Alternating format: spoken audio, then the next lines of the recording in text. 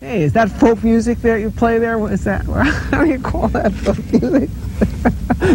I think it was Studs Terkel who asked Big Bill Brunzi, did he consider his blues music to be folk music? And Big Bill says, well, never heard no horse.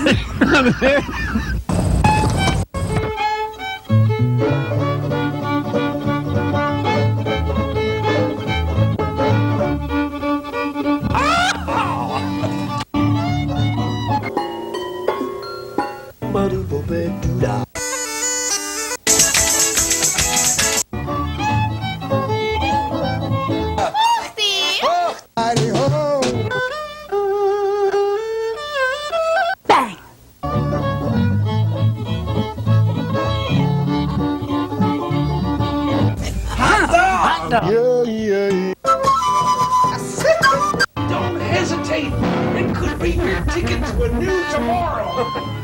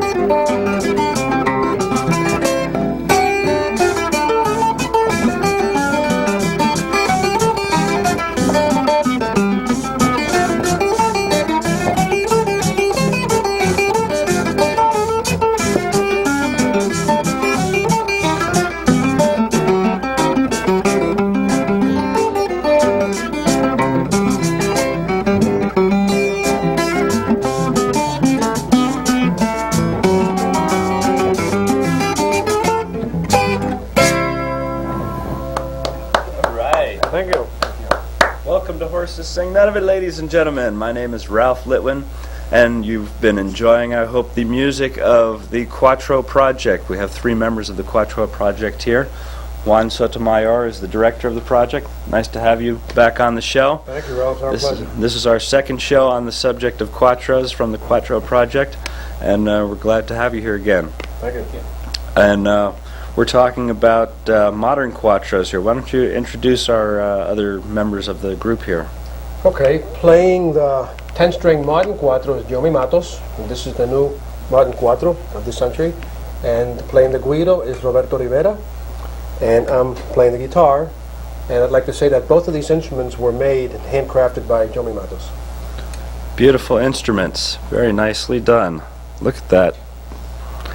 I don't know, can you get a close-up of the Cuatro there with all that beautiful craftsmanship? It's all handmade. And I understand Roberto is apprenticing to Yomi, learning how to build these instruments as well. That's right. He has received 2 grants from the New Jersey State Council of the Arts, and Yomi is his instructor. Roberto, maybe you can show us one of your first cuatro. Yeah. I'm very proud of this instrument, his first instrument that he makes. This is the first cuatro I built. Wow. Under Yomi Mato's tutelage, and it took approximately 120 hours to completion from the day that we started to the day that we finished we gave it the final hand polish on the instrument. And the wood that's used in this instrument, it's all from Puerto Rico. This one is in pieces. Each section here is different pieces. Like this is one piece, there's another piece. The sides are also different pieces. And this guaraguao from Puerto Rico. It's bent wood, like a guitar. Yeah. And the top is called jagrumo. The other woods that are not from Puerto Rico is the rosewood and the ebony fingered wood. But they're also, you know, in Puerto Rico they're using native woods also to construct this instrument with the woods from over there. Right.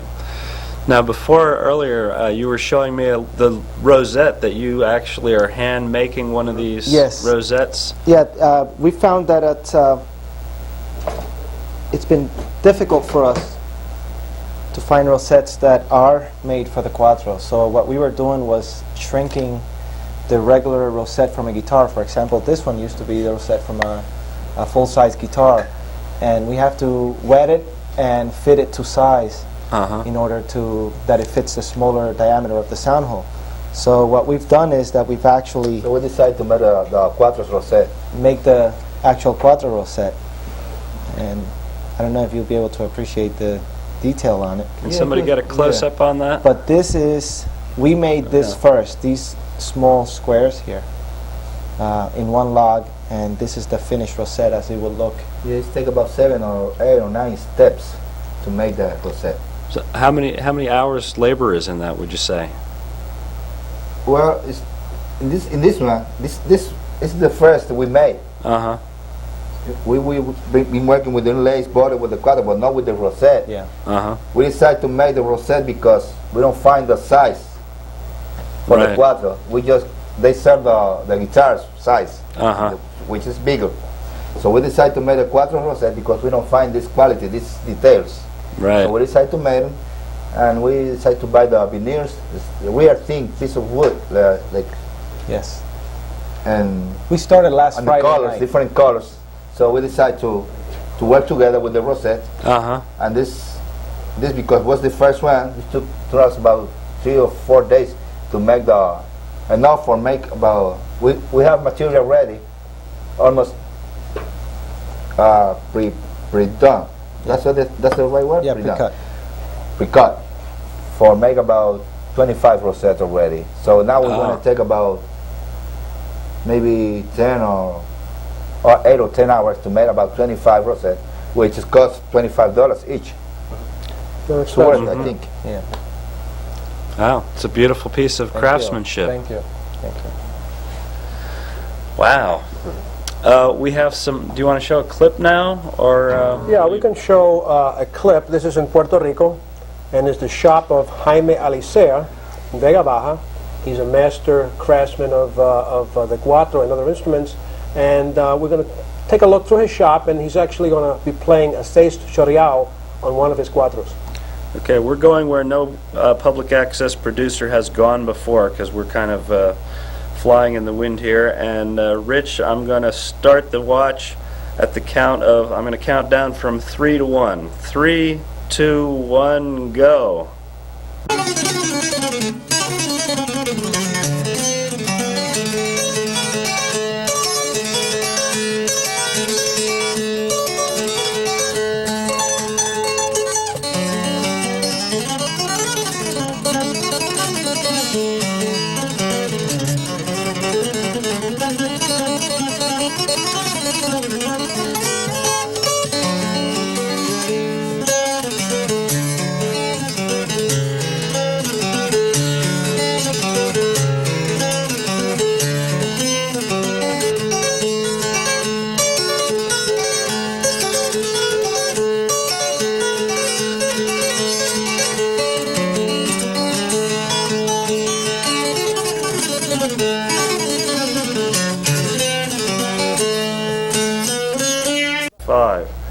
we should be back.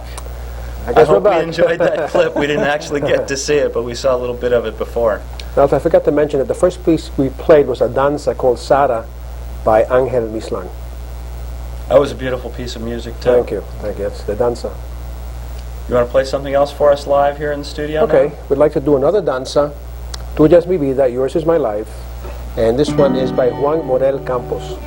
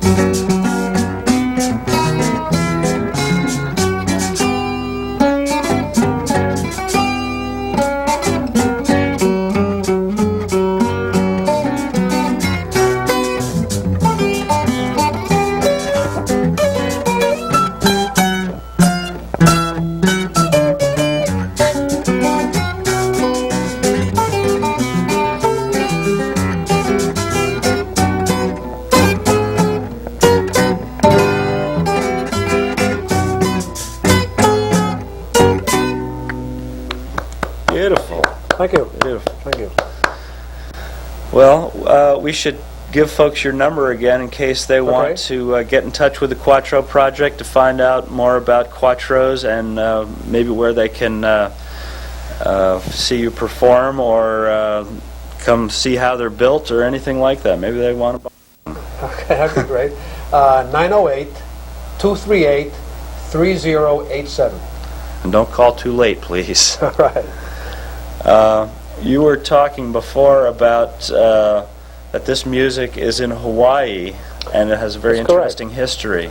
That's right. In the early 1900s, Puerto Ricans went to Hawaii to work on the sugar cane plantations, and they remained there, and descendants, third generation, fourth generation, are still playing the traditional music of Puerto Rico as well as the Jibaro music, and they're playing the Cuatro. They're still playing the Cuatro, making the Cuatro, and they sing. Although they've lost the language, they no longer speak Spanish, they sing in Spanish, and they keep the same Puerto Rican traditions. Do they speak English? Yes, English. English. Very, very little Spanish or no Spanish. Wow. And how did you come to find out about this? Well, it was kind of an accident because I knew very little that about Puerto Ricans being there from as back as early as the 1900s. I found out through a lady by the name of Norma Carr in Puerto Rico, and I called her and we did some research, and it was a fascinating story of how why they went to Hawaii and why they were unable to get back to Puerto Rico and how they were able to maintain this music. It's a fascinating story. So we decided we were going to use a segment for our main video, but we decided to do a complete 45-minute video, which will be out at the latter part of this year. So you're doing more than one video, do I understand? Yeah, that? the key video, which is on the Cuatro, and that's called Mi Cuatro es mi bandera, or the Cuatro is my flag, which will be a book and also a video, and that should be out at the end of next year, hopefully. And that segment that we just saw is from that? From our main video. Uh-huh. And you're a photojournalist professionally? That's correct. I'm a photographer with the New York Times. Been there now 31 years. Wow. And so this is just kind of your pet project that you're doing for the love of the music and the instrument. Well, I started out being involved in music, and I went to music and art high school, and I studied music, and then I kind of switched. Photography became my profession, used to be my hobby, and the last 7 or 8 years we've been working on this project, and a lot of things have come out of this project. We do presentations in colleges, we do lectures, we do Cuatro festivals, we teach, and we do all these things with the Cuatro. Anything connected with the Cuatro. That's great music. Why don't we take a look at the next clip? Well, this will show the tremendous interest that we have in Puerto Rico. We have children starting to play the Cuatro from ages 6, 7 years old, and what you're going to see is La Rondalla de Humacao. These are a school led by Jorge Camacho, and they're in Humacao, and they travel all over the country, and they play Cuatro starting from very young. Okay, so I'm going to give Rich a countdown. 3, 2, 1, go.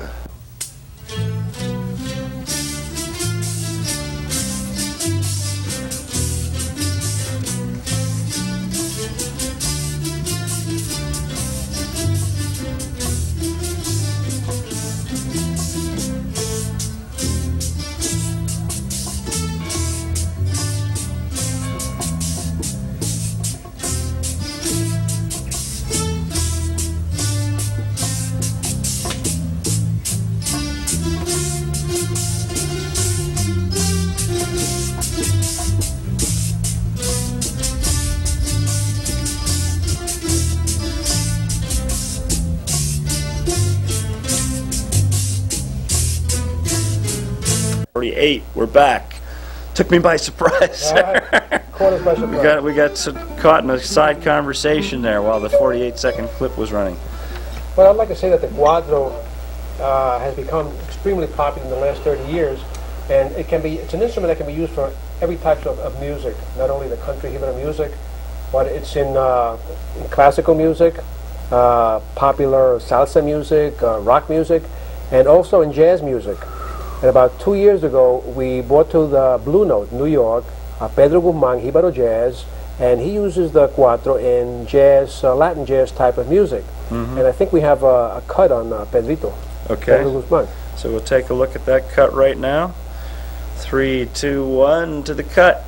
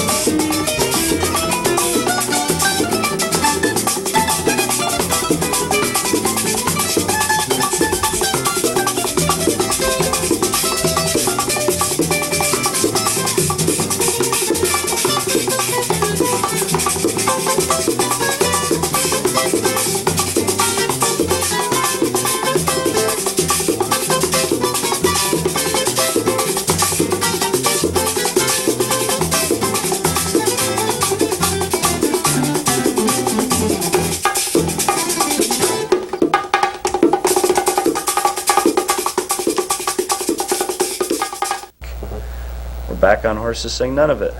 My name is Ralph Litwin, and we're here with the Cuatro Project, and we just hope you enjoyed that bit of Cuatro jazz that you were just watching.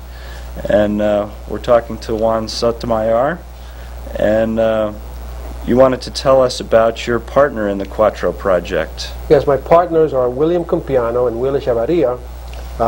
William Compiano is a master builder of acoustic instruments, the Cuatro classical guitars, and he's published a book considered one of the best books on the construction of classical and steel string guitars, which is called Guitar Making. And for anyone interested out there who might be interested in building this instrument, the Cuatro, they can use that book as a guide. And the construction of the instrument is becoming also very popular here. Roberto Rivera can show us another Cuatro that he's working on. It's still under construction. And this is this is being made in pieces like the guitar. Mm-hmm. Okay, steamed sides. And Roberto, you can tell us a little bit about this one. Yeah, the wood that I'm using for this instrument, it's actually curly maple. The purfling you see in here was also made by us in the shop. And if you can focus on the detail of the head plate, it's a combination of curly maple and ebony with abalone inlay with the inlays that were prepared by us in the shop. This instrument still needs final fitting of the rosette, the fingerboard, the bridge. It's quite a few steps left, the bindings. So it's still quite a bit of work here. So is that one of the guitar rosettes that you're shrinking down to fit in there, or is that No, this was cut by me. Oh, so you cut all those pieces too? Yeah, and fit in there. Wow. Actually, there's a story behind this. I had to redo this because we weren't satisfied actually with the way it came out. And thanks to Jomi's experience in working with this, we were able to fit it nicely in there, because this was the first time I ever did anything like this. That's beautiful. Very nice. You play something on that? Or? Not yet. No, not yet. Yes, a bongo, as a conga. Beautiful instrument. Thank you. It will be. Will be a beautiful instrument. Yeah. Someday. Looks good already. Okay. You wanted to say something about the book that you're working on too with the video? Yeah, the book will be, it's going to be called The Cuatro is My Flag, Mi Cuatro es Mi Bandera, and it'll be a book on the history of the instrument, the folklore, the people who play it, the people who build it, and it'll be a bilingual book, and we hope that this book will be out sometime in '98, and the video also will come out at the same time, also will be called My Cuatro is My Flag, and we'll talk about also the folkloric, the other instruments of Puerto Rico, like the tiple and the bordonua. Mm-hmm. Well, congratulations and good luck with that. Thank you. And I think we have time to hear your last number, and thank you for being with us on Horses Sing None of It. It's our pleasure. Thank you. It's our pleasure to have you share your talents and your beautiful music with us. Thank you. Well, the last piece is called a decima, which means 10, 10-line poetry type of singing. And the slow piece, and this is the type of piece that is generally used by improvisers. It's slow, gives them time to put their words in. It's called a decima.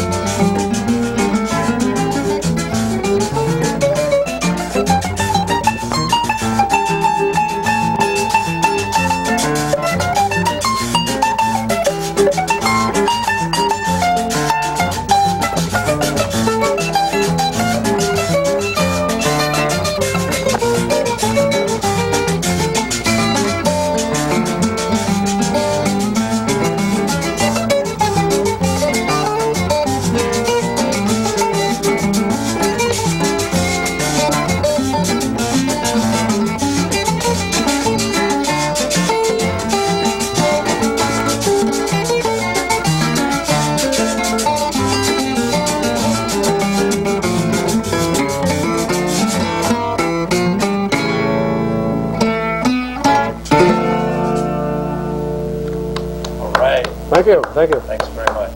Our pleasure.